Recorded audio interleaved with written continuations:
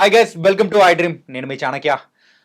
అల్లు అర్జున్ మీద పడిన కేసు కానీ, అండ్ ఆ తర్వాత రేవంత్ రెడ్డి గారు అసెంబ్లీలో చేస్తున్న వ్యాఖ్యలు కానీ, సో ఇదంతా చూస్తూ ఉంటే రోజుకొక ట్విస్ట్ అండ్ టర్న్స్, సినిమానకు మించిన ట్విస్ట్ అండ్ టర్న్స్ అనేది కూడా ఈ యొక్క ఉదాంతంలో మనం చూస్తున్నాము.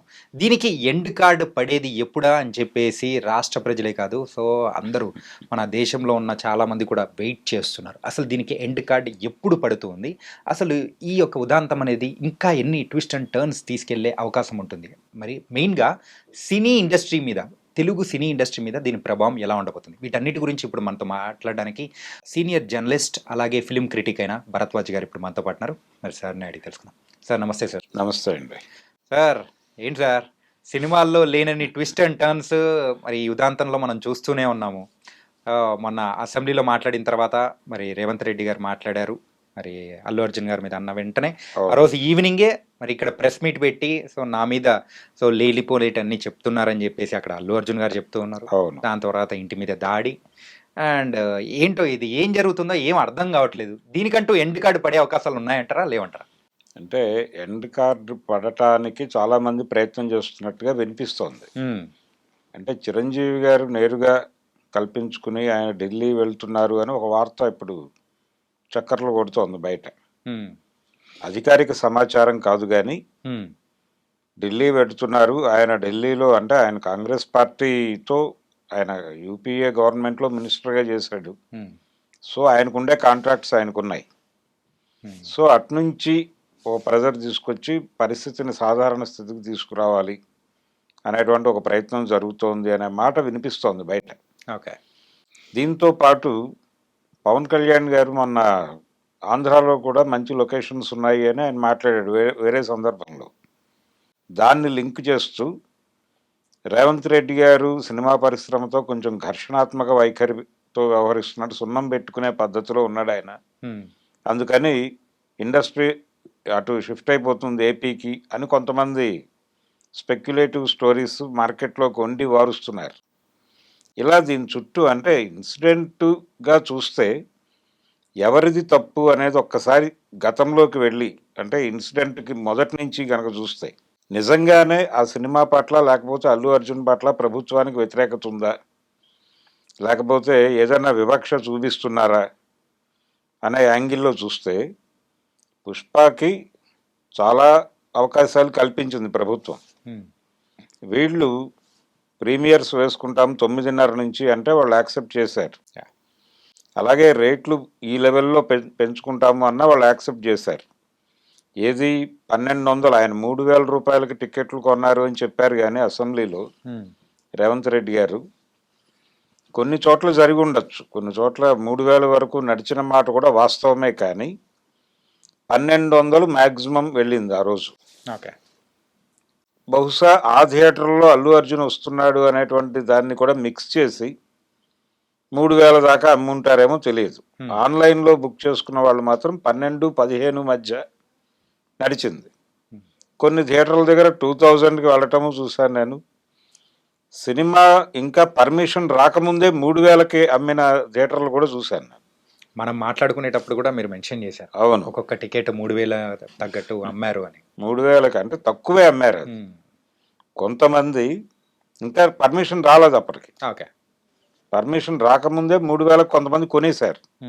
అంటే టికెట్లు హోల్డ్ చేశారు. ఈ ఫ్యామిలీ అలా చేసిందా అనేది డౌటే, కానీ సీఎం గారు అనేసాడు కాబట్టి యాక్సెప్ట్ చేద్దాం. ఆ లెవెల్కి టికెట్ల రేట్లు పెంచుకోవటానికి అవకాశం కల్పించారు. ప్రీమియర్స్ 9:30 నుంచి వేసుకోవడానికి అవకాశం కల్పించారు. అలాగే మొదటి వారం 10 రోజులు మల్టీప్లెక్స్ల్లో 700కి, అలాగే సింగిల్ స్క్రీన్లో 350 రూపాయలకి అమ్ముకునే అవకాశం కల్పించారు. ఇంతకంటే అనుకూలంగా ఏ ప్రభుత్వాలు పనిచేస్తాయి? అలా పుష్ప పట్ల వాళ్ళు సానుకూలంగానే ఉన్నారు మొదట్లో. ఈ ఇన్సిడెంట్ జరగటం దగ్గర నుంచి రోజువారీ చూస్తే దీని పరిస్థితి అంటే, ఇన్సిడెంట్ జరిగినప్పుడు స్పందించాల్సిన పద్ధతిలో వీళ్ళు స్పందించలేదు, వ్యవహరించాల్సిన పద్ధతిలో వ్యవహరించలేదు అనేది రకరకాలుగా ఎస్టాబ్లిష్ అయింది. అంటే రేవంత్ రెడ్డి గారు అసెంబ్లీలో మాట్లాడుతూ ఒక రోడ్ షో చేసుకుంటూ వెళ్ళాడు ఆయన లోపలికి అన్నాడు ఆయన. నేను రోడ్ షో ఏమీ చేయలేదు అని ఈయన అన్నాడు. అదే రోజు రాత్రి 8ంటికి ప్రెస్ కాన్ఫరెన్స్ పెట్టి సివి ఆనంద్ గారు ప్రెస్ కాన్ఫరెన్స్ పెట్టి ఆ వీడియోస్ రివీల్ చేశాడు. ఆ వీడియోస్లో ఒక మెట్రో స్టేషన్ కింద నుంచి ఆయన వస్తున్నట్టుగా మనకి విజువల్ కనిపించింది. అదేంటి చిక్కడపల్లి స్టేషన్, సప్తగిరి థియేటర్ ఎదురుకుండా ఉంటుంది అది. అక్కడి నుంచి ఆయన వస్తున్నాడు. అక్కడి నుంచి టర్న్ అయి సంజయ్ థియేటర్లోకి వచ్చాడు ఆయన. అంటే అప్రాక్సిమేట్లీ ఒక 100 మీటర్స్ నుంచే ఉంటుందేమో. ఉంటుంది. అదంతా రోడ్ షో జరిగినట్టుగా మనకు వీడియో ఉంది. ఓకే. సో చుట్టూ జనాలు ఉన్నారు. ఈ జనం మొత్తం కూడా థియేటర్లోకి పంపయ్యారు. అక్కడున్న చిన్న ప్లేస్ అది. ఆ చిన్న ప్లేస్లో ఆ క్రౌడ్లోకి వీళ్ళు రావటం. నిజానికి అల్లు అర్జున్ వస్తున్నాడు, ఓకే. నిజానికి ఇలాంటి సంఘటన జరగకుండా ఉంటే అసలు ఎవరు దీని గురించి మాట్లాడేవాళ్ళు కాదు. పర్మిషన్ ఉందా లేదా అనే గొడవ వచ్చేది కాదు. థియేటర్ వాళ్ళు ఏం చెప్తున్నారు, మేము పర్మిషన్ అడిగాము అంటున్నారు, కానీ పర్మిషన్ రిజెక్ట్ అయిన లెటర్ కూడా వాళ్ళకు వస్తుంది. ఆ లెటర్ వాళ్ళు ప్రదర్శించట్లేదు ఎక్కడ. లేదు అసలు ఈ లెటర్లు లేవు, వీళ్ళు పర్మిషన్ అడిగారు, వాళ్ళు రిజెక్ట్ చేశారు, ఇవన్నీ పక్కన పెట్టినా వీళ్ళు చూస్తున్నారు కదా వీళ్ళ కళ్ళతో. అల్లు అర్జున్ చూస్తున్నాడు, థియేటర్ యాజమాన్యం చూస్తోంది, థియేటర్ స్టాఫ్ చూస్తున్నారు పరిస్థితి. ఒక గేటు బ్లాక్ అయి ఉంది కార్లతో, ఒక గేటు మాత్రమే ఉంది. ఇటు నుంచి ఎంటర్ అయినటువంటి కార్లు ఎటు పోవాలో తెలియని పరిస్థితి. లోపల పార్కింగ్ స్పేస్ లేదు. ఈ పరిస్థితిలో ఉన్నప్పుడు కొంతమంది ఆడియన్స్ను లోపలికి అలౌ చేసేయాలి కదా.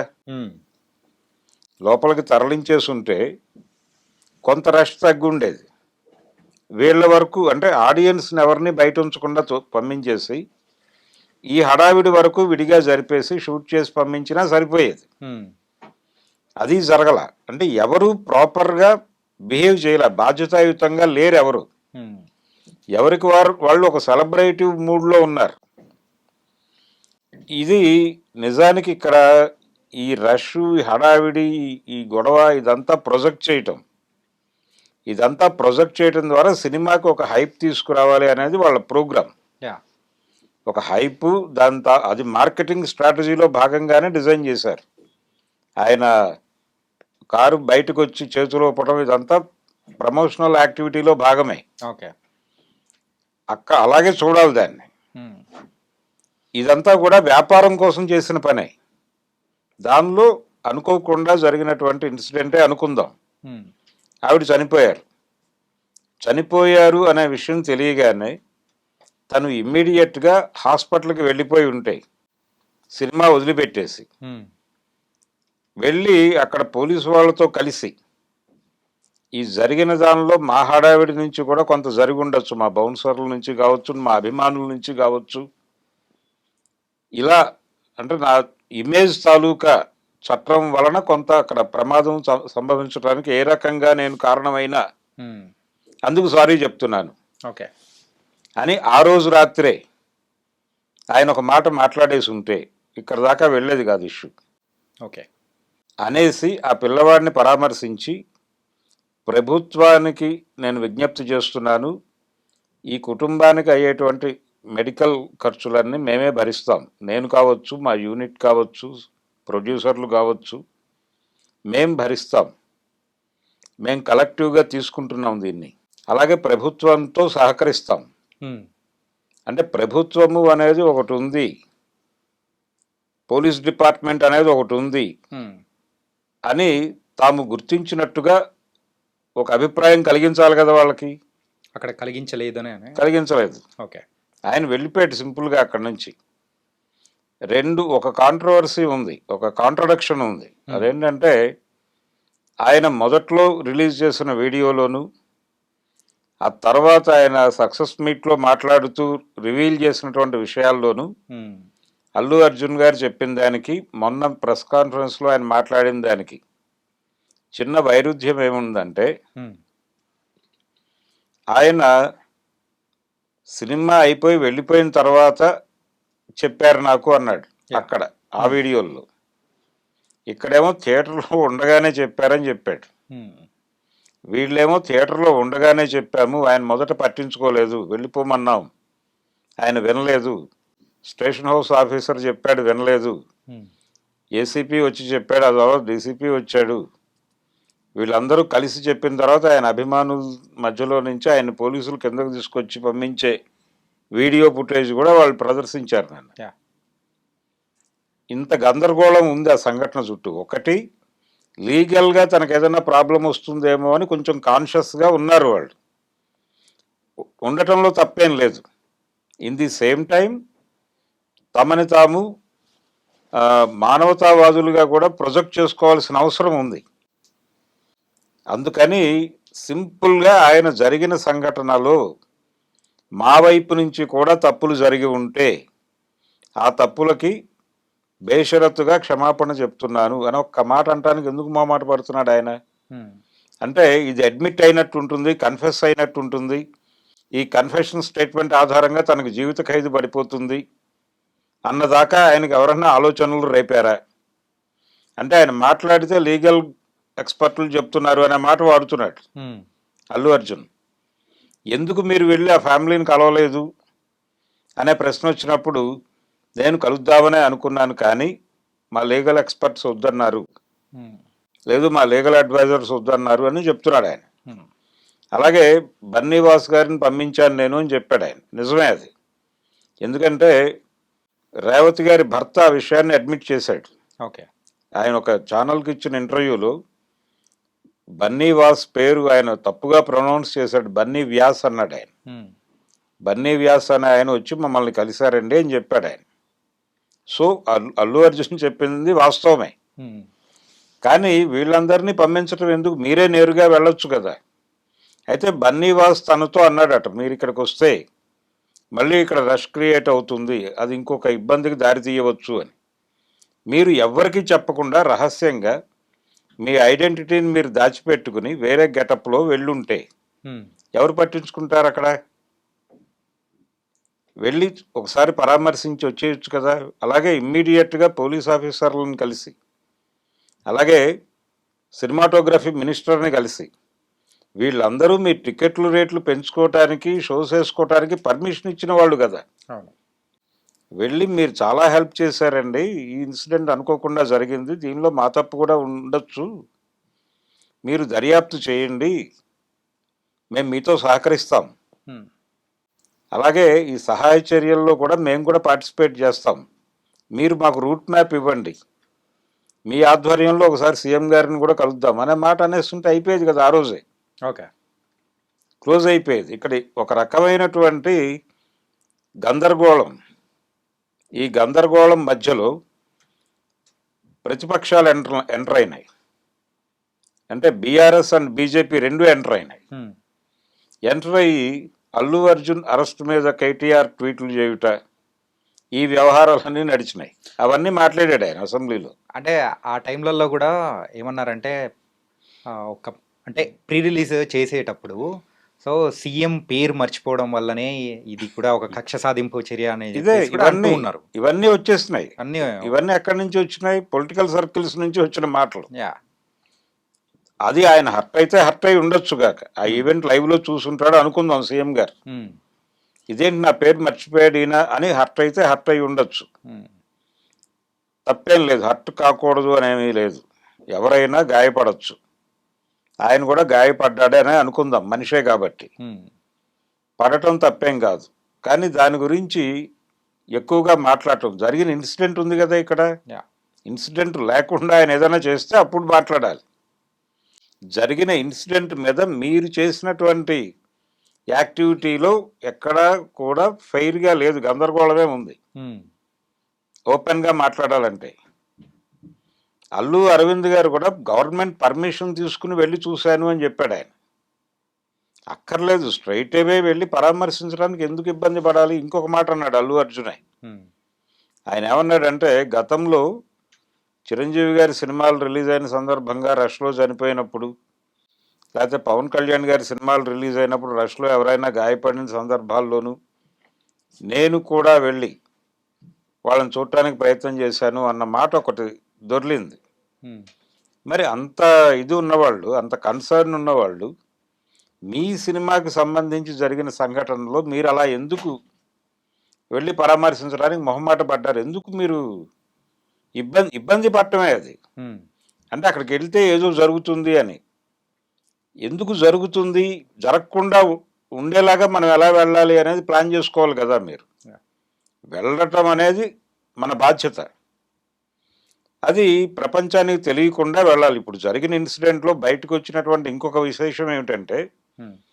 సంధ్యా థియేటర్‌కి అల్లు అర్జున్ వస్తున్నాడు అనే విషయాన్ని ఆయన అభిమానుల సర్కిల్స్‌లో, గ్రూప్స్‌లో ఇన్ఫర్మేషన్ కమ్యూనికేట్ అయింది. సో వీళ్ళందరూ అక్కడికి మొబలైజ్ అవటానికి ఒక రకంగా ఈయన పిఆర్ టీం కృషి చేసింది. ఇది ఎంత వాంటెడ్‌గా, డిజైన్డ్‌గా జరిగినట్టుగా కనిపిస్తోంది. హ్మ్. దీన్ని ఎందుకు యాక్సెప్ట్ చేయటం లేదు? హ్మ్. అంటే అక్కడ వాస్తవంగా ఉన్న ప్లేస్ ఎంత? మనం చేయవలసిన పనేమిటి? మీరు అసలు ఏమీ చేయకుండా సైలెంట్‌గా థియేటర్‌లోకి వెళ్ళిపోయి, సడన్‌గా ఒకసారి ఇంటర్వెల్ తర్వాత వెళ్ళి ఆ వేదిక మీద నిలబడి ప్రేక్షకులతో మాట్లాడేసి, ఎలా ఉంది సినిమా అనేసి కాసేపు ఒక 10 నిమిషాలు ముచ్చటించి వచ్చేస్తే అయిపోయేది కదా! హ్మ్. అది చేయలే. జనరల్‌గా జరిగే ప్రొసీజర్ అది. ఈ రోడ్ షో కార్యక్రమాలు ఏ హీరోలు చేయరు. రోడ్ షో జరిగిందని వీడియోస్ విడుదల చేసేసిన తర్వాత ఇంక దాని గురించి ఇష్యూ లేదు. హ్మ్. ఆయన చేయలేదని చెప్పాడు, ఈయన చేశాడని చెప్పాడు. వీడియో సాక్ష్యం ఉందక్కడ. క్లియర్ కట్‌గా ఉంది. వాళ్ళు చెప్పిన ప్రతి మాటకి వీడియో ఫుటేజ్ చూపించారు దాదాపుగా. Yeah!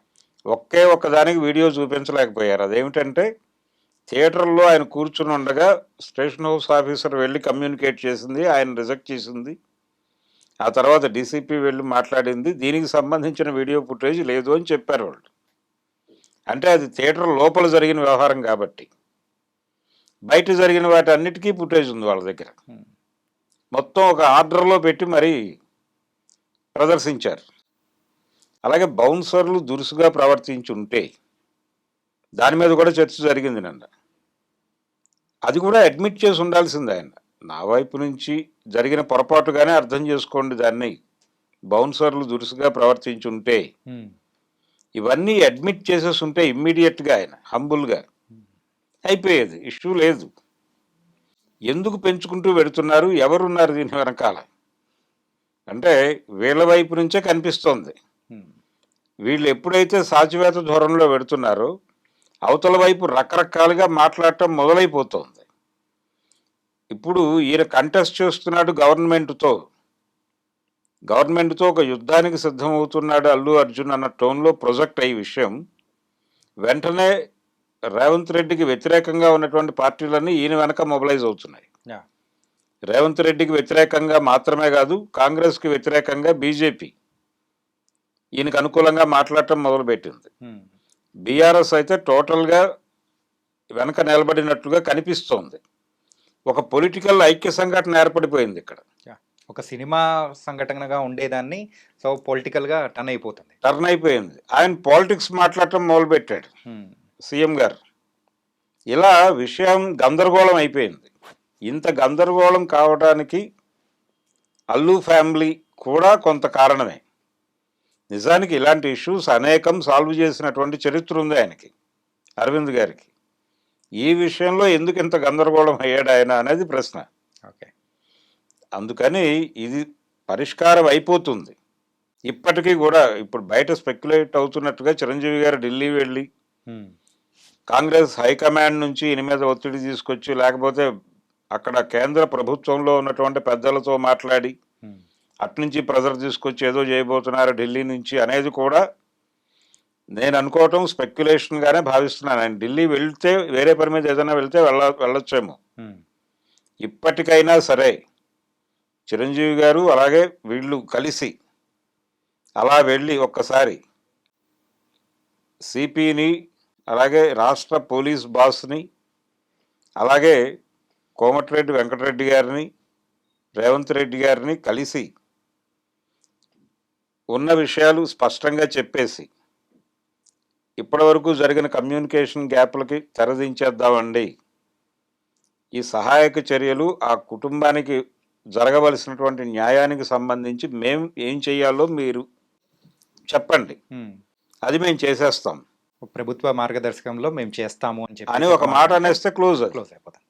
Thank you so much sir. మరి ఈ యొక్క ఇష్యూకి Hmm. ఎండ్ కార్డ్ ఎలా పడుతుంది అనే దాని గురించి సో మీ సైడ్ నుంచి ఒక ఆన్సర్ అనేది కూడా వచ్చింది. ఇది కూడా one of the type of answer. So తొందరగా ఈ ఇష్యూకి ఎండ్ కార్డ్ పడాలని కూడా కోరుకున్నాం. అవును. Thank you so much. Thank you.